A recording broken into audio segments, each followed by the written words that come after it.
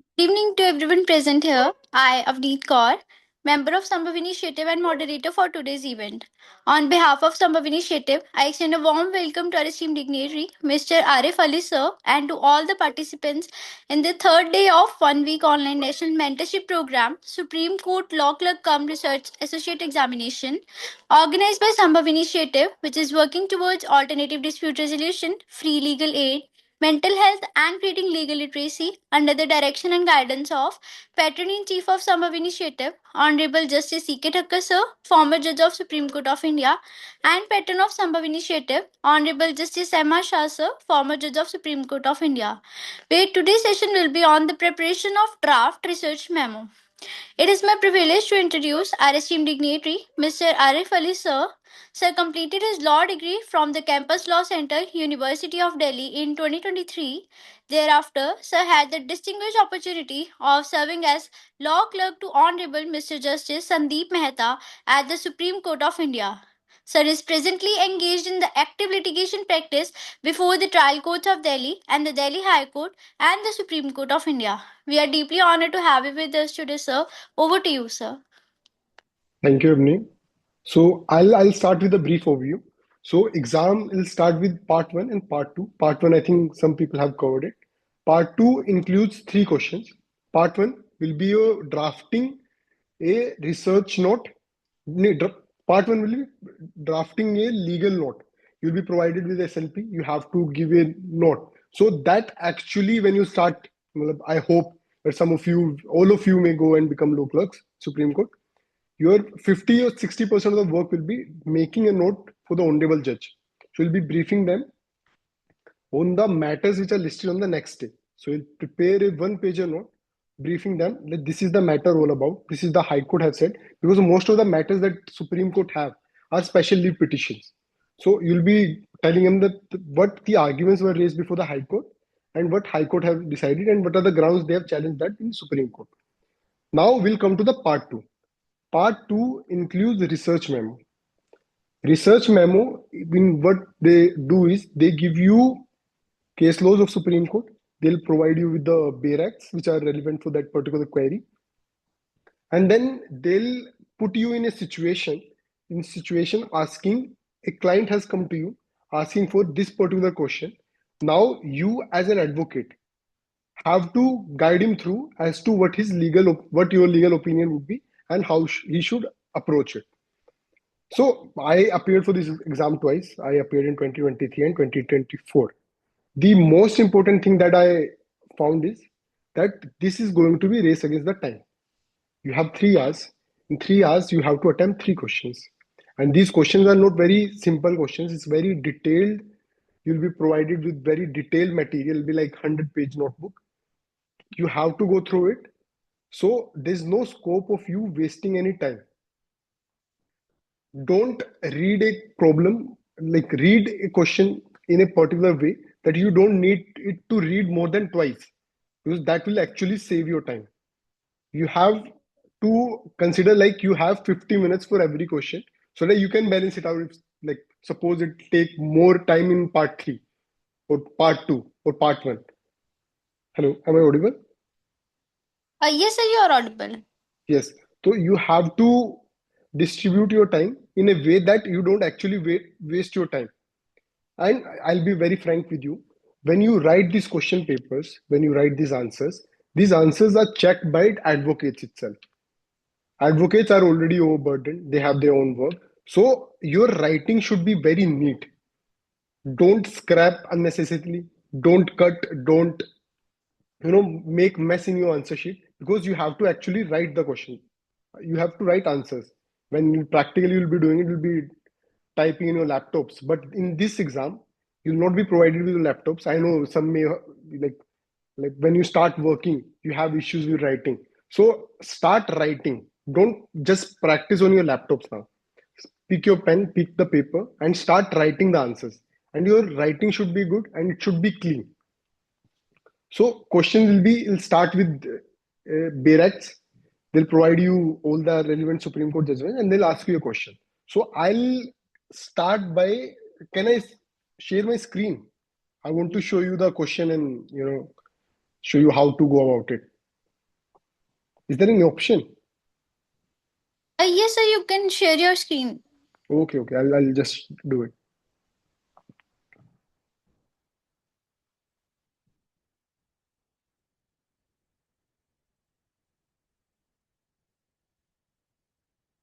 Is it? Can you see it?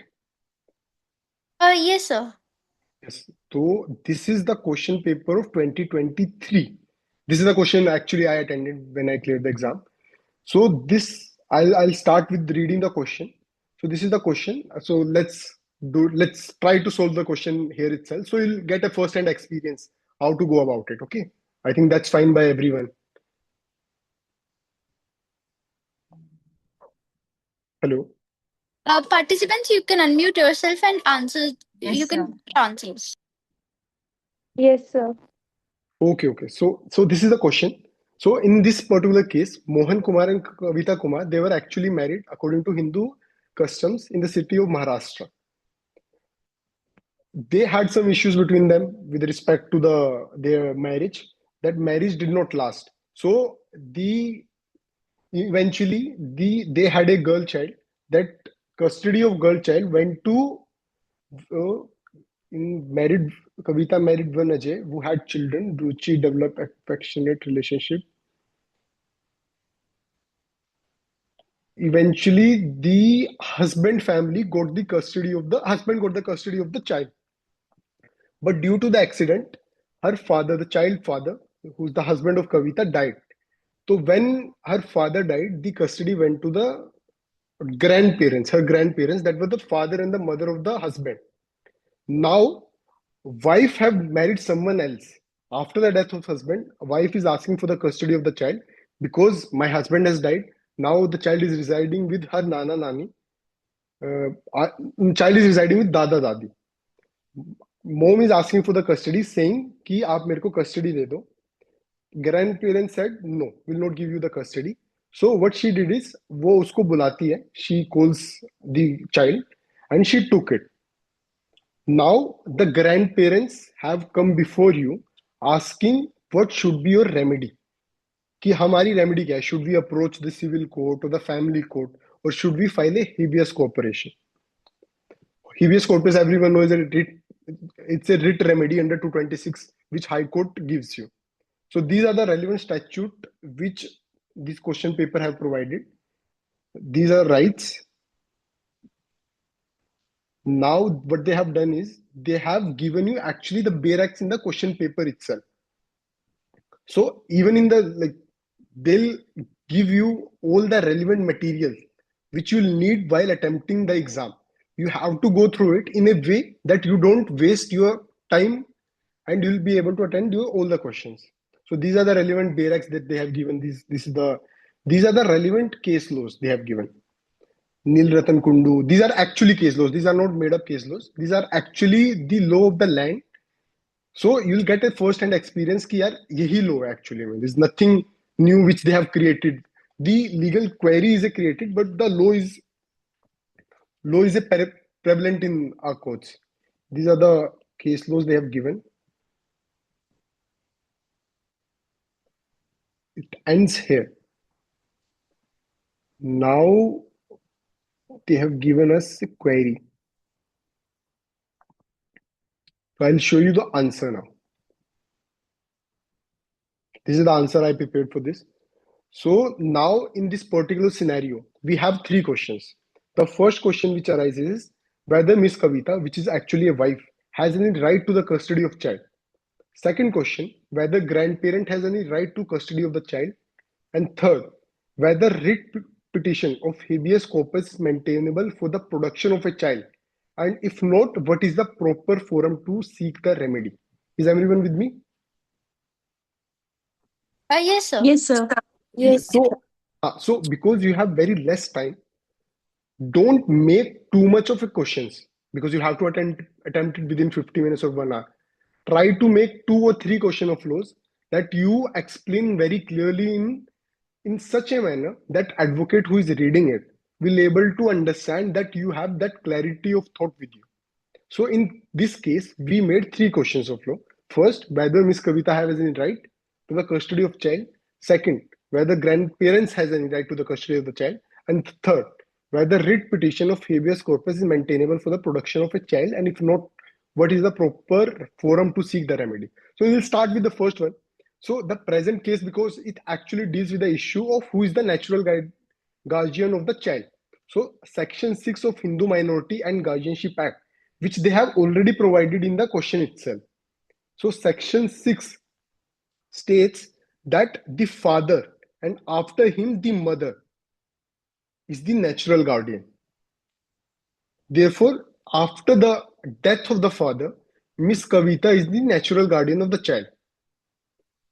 Now, in the case of custody of child, now they have also provided of the case laws as to how section 6 of Hindu Minority and Guardianship Act has been interpreted by the High Courts and the Supreme Court of India. So this is the Supreme Court judgment, which says Nitil Ratan Kundu versus Abhijit Kundu says that the welfare of the child, and noted in the case of custody, it is not the negative test. It's not written law that because it's written mother will have custody, so no one else can have custody before her. It's not a written law. Court acts in a jurisdiction of parents paternae. Matlab, this court only sees what is the best case scenario for a child as to what will serve the utmost welfare of the child.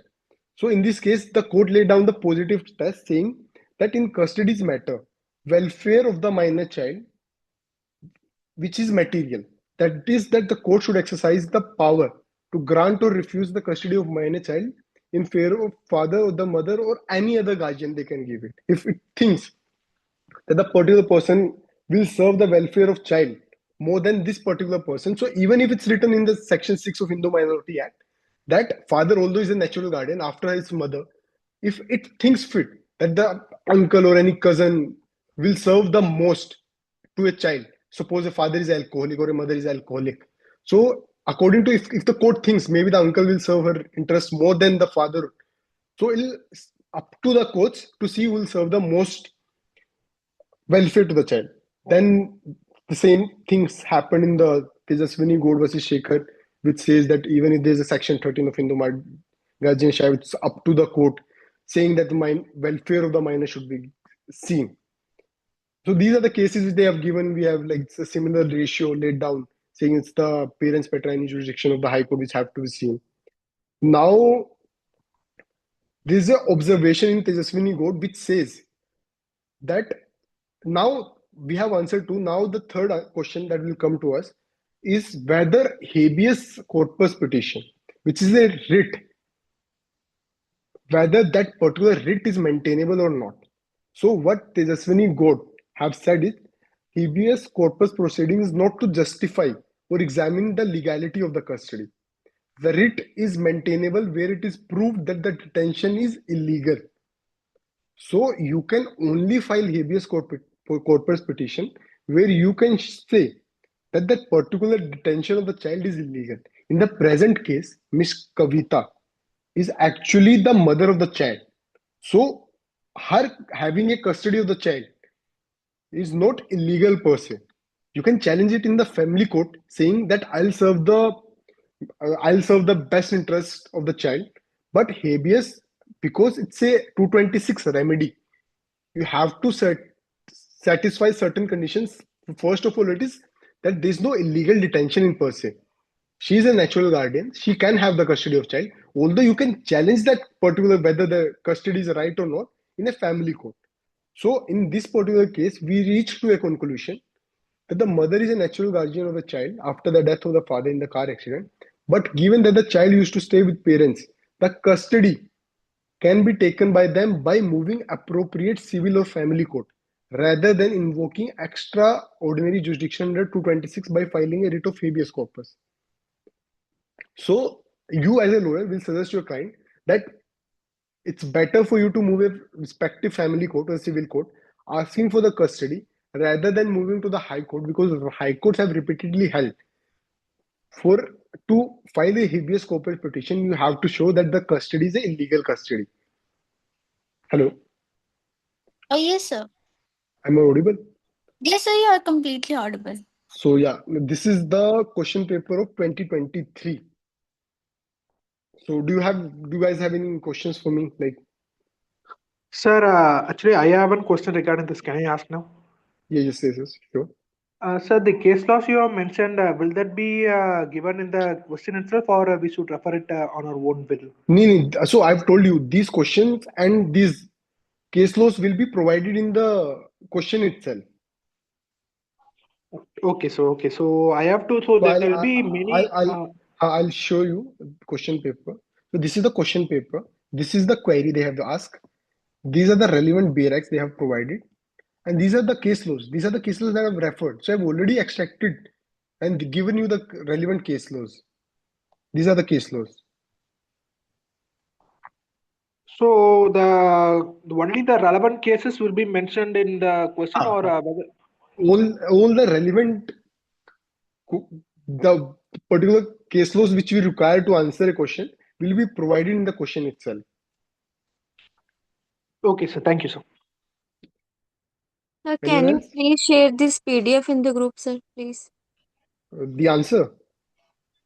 Yes, sir, question and answer Okay, both. okay. I'll share it with someone I'm being in contact with. Jayant Agarwal. I'll share it with Jayant Agarwal. Sure, sir. We'll share in the group. Okay. Yes, sir. Anybody have any other questions? Good Yes, evening, sir. Priyanka this side.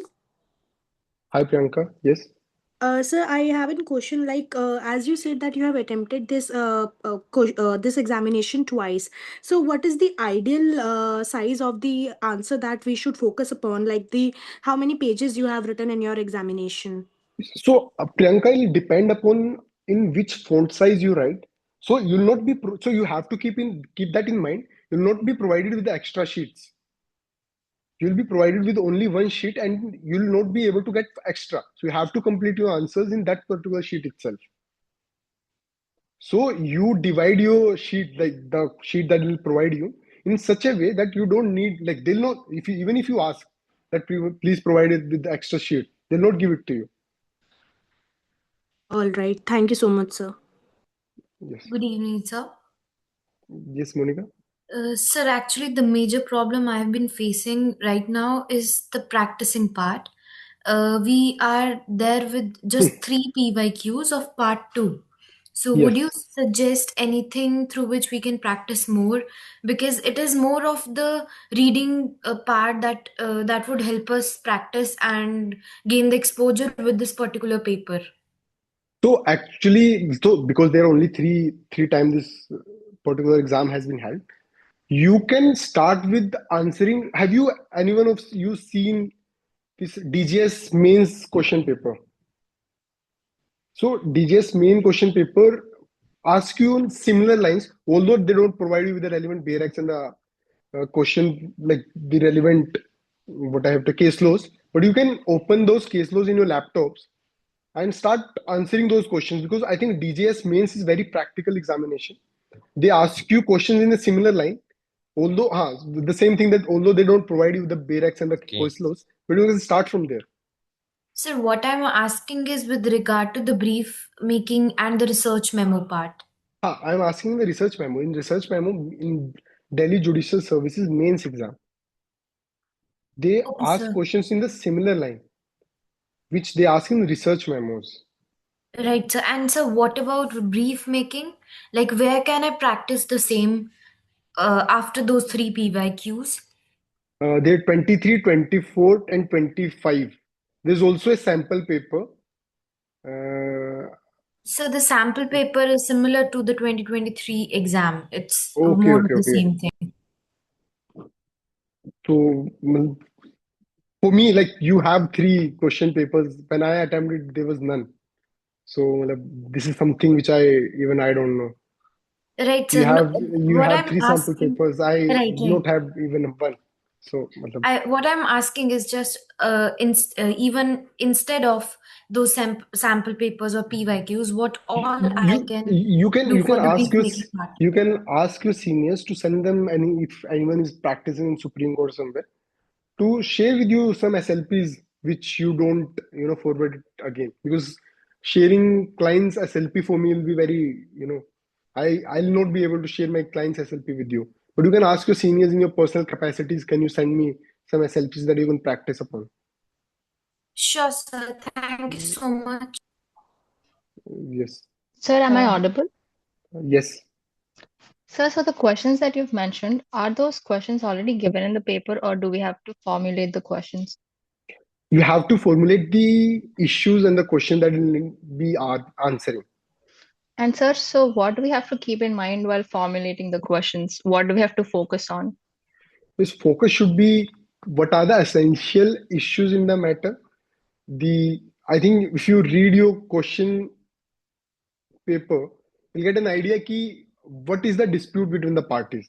Like in the present matter, the wife took the custody of the children when they were in the custody of grandparents. Now they have approached you. Now, what can be issues which will arise? At first, which particular forum is the right forum? Second, whether do have any rights or not? And the third, is my case like how do I overcome the issue that the client will face? Because other side will also present their argument. Like in this matter, if you had filed a habeas corpus, they would have said ki it's not maintainable, go to the district court or go to the family court, relevant family court. You need to keep in mind what is the relevant forum which you have to file what is the appropriate remedy for it.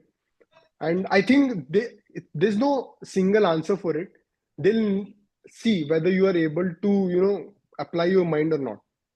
There will be. So I'll show you the second in 20. Have you anyone of you read 2024 question paper, a research memo? No, sir. So I'll not go through the entire one. I'll show you an interesting thing which I encountered in the second paper. Screen. And sir, ideally, how many questions would you suggest for us to formulate? 3. I think 3 would be the ideal. But if you think there are more, you have that liberty with you. Okay. So this is the part 2, 2024. So in this, what happened is they have provided this is the question papers. They have given all the relevant material, all the, BRACs, the case laws which were relevant for your case. What they did was, where was it? Sorry.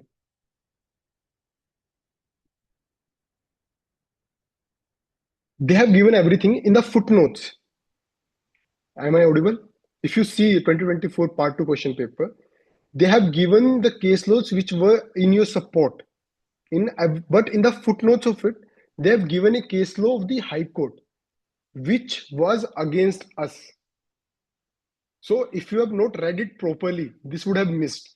So this case laws, which was against the question or the legal opinion which we had to go, this particular case was against you. So in this, what I had done is I have formulated the question papers, questions. I have answered it, but in the recommendation, I have also given it. I have initially advised to go for it, find the appropriate writ petition, the High Court. This is my conclusion. But I also warned my client that this is a judgment of the High Court. This is the judgment of the court which is against us. So there is a chance that you will not get a remedy. So they'll try to see whether you apply your mind or not. You go through the question paper thoroughly or not. So initially I've given advice to my client that because when a client approaches you, it's usually advise you that you give him or her something which is in her favor. But eventually also tell them there may be a chance that this particular case will not be in our favor. So what I have done in this is I've given her an opinion that this is the remedy that you can ask. This is the, I think, indirect discrimination matter. That this is the remedy that you may have. These are the relevant Supreme Court judgment. This is the Act, Veterinary Benefits Act, which is in your favor. But then I also gave her an opinion. It's like it's up to you that whether you want to tell them or not, that this is actually a High Court judgment which is actually against us. So you should be aware of it. I'm not telling because when you're standing before the court or when you start in litigation, you should also know the cases which are against you. You don't want to be surprised by the other side. They bring a case law which you don't even know that exists. It's better to be prepared, saying ki at least you know that there's a case which is against you. So this is something that I want to put, like when you'll be attempting 2024 question paper, you go through, you'll see, oh, they have given every case laws which is in my favor, but in the footnotes, they have given a case laws which is against me. And if I had not seen those footnotes, I would have missed that particular case law. So when I drafted my research memo, I also in the end gave a recommendation saying that actually we may have a good case, but there's a judgment of the High Court which is against us. So we should keep in mind that particular judgment, because if we know that this particular judgment, we can distinguish it. That distinguishing part comes in effect when you start practicing, not in this particular question paper. Okay, sir. Thank you. Vishwas sir, you can unmute yourself and ask your question.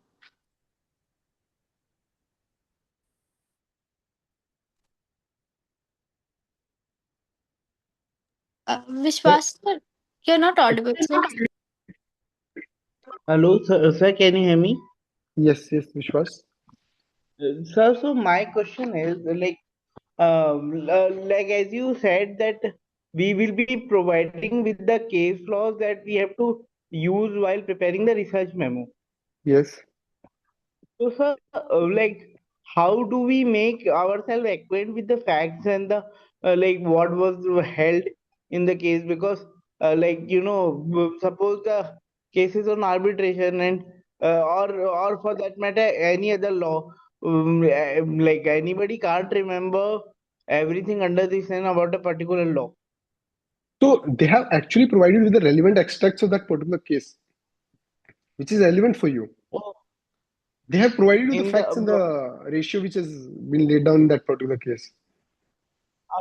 we have to just formulate like our opinion Yes. basically in the memo. So when you'll start clerkship also, you will be provided with the SLP and the counter affidavit of both the sides. So you Okay. have to go through it. Actually, what is the law of this country and how that particular law is to be applied to the particular facts of this case. So essentially, what are Oh, their tests? Yes. So they'll be providing you with everything that you'll need. so the situation will be hypothetical. The The situation problem will be state. there hypothetical, but the case laws and the act will be real. Okay, so they are providing the case laws which has the facts and the ratio of the case, as well as they are also providing us with the relevant bare acts. So, Yes. okay, Yes. okay. So you are saying that in order to prepare better for paper second, we can follow the DGS previous year question paper along with the. If you have completed these 3 question papers, then you can start. I'm not suggesting you go through that first. I would suggest go through these question paper first thoroughly, and then if you have that time with you, you can also start from there. Okay, sir. Yes. And sir, so do you also suggest like preparing from the like the digest such as arbitration digest, criminal law digest? No, there's no need. Yeah, but I would suggest go through live law regularly. Read important case laws and case judgments, because those things will actually help you in the part 3. I think that particular question will be covered by someone else. The legal opinion or something with respect to that. They'll ask you a question about any particular relevant recent judgment, and you have to answer that. Okay. So is there any sample answer key that we can follow in order to formulate our structure and all? I prepared for this. I'll share this one. Yeah, I prepared for this video. I'll share it with you and see if that can help you. Okay. Hello, sir. My question is, while we have to answer every question separately, what should be exactly written in the conclusion part? I did not understand your question. Can you please repeat? Like, while we have to answer every issue separately, what Hmm. should be exactly written in the conclusion part? No, so these questions will be interconnected with each other, and they will test that you have. So actually, you have a question before you.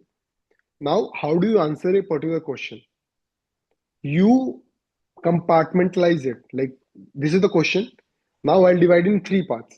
I'll answer first part, then I'll answer second, then I'll answer third. And how the answers to each of those questions will take you to a conclusion which you think, according to you, is the right answer. That they're actually seeing. Okay, sir, understood. Thank you. Yes. So, sir, good evening. Good evening. I asked this question yesterday too, but since yesterday's session was a general overview and you are taking the research memo session today, so I am asking this question again. Sir, we know that there is not enough time to read and they don't provide you with enough time to thoroughly read the whole judgment, because if you start reading the whole judgment, then there won't be enough time left to write. Yes. So, what has been your approach when you appeared for the exam? What was your approach to properly be able to get the gist of the judgment and be able to write? So I'll tell you, Pratik, in our time, 2023, they did not publish any list for relevant judgments. It was starting in 2024. Right. So what I did was, there's the digest of live law, which says top 100 important judgments of this year. Like every year they publish this digest saying these are the top utmost important judgments of this year. And out of those, which I thought are very relevant, like there were around 15 or 16 judgments out of 100 judgments which they published by the live law. I read those judgments. And actually, when you read those judgments, you don't have to read every part of it. You just take an overview of the issue as to what particular issue has been dealt in that particular judgment. And then you start from so it'll be obviously divided in it start from analysis by the Supreme Court or analysis by the High Court, and then you'll reach to a conclusion. So, because when you'll also start clerkship, you don't have that much of time with you that you go through every file. There are like 70 matters listed the very next day.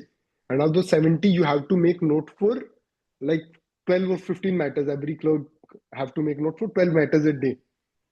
So that you have to see what is the relevant part, what is not the relevant part. That's where I think the practical when in doing internships help you. Here I'm reading this particular document, and in this particular document, this particular thing is not relevant for our case, but this thing is relevant for our case. So that's why they want to ask, they want to see whether you have that capability with you. Like, for example, I'm so sorry to interrupt. No. But for example, when we are reading a case file, it is advised, at least I do it this way, that I first go to the prayer and identify what the other party is actually claiming. And then I go ahead and read the issues that they have formulated, after which I get a gist of the file. So okay, so you're talking about the first part, like the note part. Yes, sir. So note part will be obviously covered by it, but I'll tell you my approach. In Supreme Court, there are only two prayers, Pratik. The first prayer is, please allow my special leave petition, and second is any other order or any particular order which the honorable court deems just. So you don't need to go through the prayer, because prayer will be same in every matter. Okay. Yeah. Now, the most important document that you have to read when you're making note for the Supreme Court, especially the Supreme Court file, is go through the impugned judgment as to what High Court have said, as to what High Court have framed the issues. Because when you approach Supreme Court, you don't argue on the facts. In Supreme Court, you argue on the law. That's why special leave petition. You have to frame questions of law. Now you have to see what particular questions of law were framed by the High Court. If you think that those particular questions which were framed by the High Court are not properly adjudicated by the High Court, or they have taken a stand which is contrary to the law of this country, then you file an appeal, then you file a special leave petition saying that High Court is wrong, not on the facts. You can also say on the facts, but essentially first you have to show that High Court is wrong on the law. So the best, yes, their legal reasoning is their legal reasoning is flawed. Yes, because you have to satisfy the threshold is question of law. You have to frame a substantial question of law, because it's special leave petition, not a civil appeal, not a criminal appeal. If it's a civil and criminal appeal, then I think you may go to the facts. So for me, it's like going to the High Court and seeing what particular issues they have framed and how the High Court have adjudicated on the wrong facts and the wrong law. Right, sir. Yes. Got it. Thank Dithu ma'am, you can unmute yourself and ask your question. Sir, I think it was already covered by somebody else, but I'll just put the question in a different way. What did you do since you wrote it in 2023 and you did not have like a question bank or previous year question papers? So what did you do exactly for your research memo? And secondly, do those relevant judgments posted by the Supreme Court every February, are those judgments the ones which will turn up as relevant judgments even in a research memo question? So the first question is, because I was interning, so I'll be very honest with you guys. I was interning in Supreme Court when this particular notification came out. I was working under Justice Ajay Rastogi as an intern. So I already had an idea how to go about, because I was lucky that way because Justice Rastogi himself used to take briefings from me. So even interns used to brief Honorable Judge at that point of time. So he taught me how to read a file, how to brief a Supreme Court judge. So I think that thing stayed with me. And that's why I think it was the first time that I already knew how to do research memo and how to make note. For you, it's like if you have worked in Supreme Court and the High Court and with any particular judge, that will help you. And second, with respect to the, I think, judgment that you ask, the second part, the research memo will not have the same judgments. It can have same judgments, it may not have same judgments. So it's up to the question paper setter because we don't have that big of a sample to see from as to how they make question papers. But the part 3 will be covered from the relevant judgments which they will post in their website. Understood, sir. Thank you so much. Yusuf sir, you can unmute yourself and ask your question. Good evening, sir. Hi, Yusuf. Sir, my first question is that is it necessary to mention all the relevant case laws and the acts that is provided with the question? In your research memo? Yes, sir. Yes, definitely. Yeah. That's will, you need to cite those questions. Sir, all the relevant case laws and the acts. As you had not mentioned the guardianship act, as I see. So if that is not relevant for your case, then you don't have to mention it.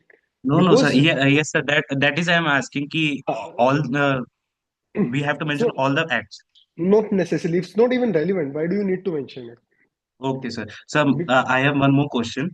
That key how we can fulfill all the criteria that is mentioned in the question, like that is mentioned in the question, that analysis of the facts, ability to use relevant part or use of legal language, etc.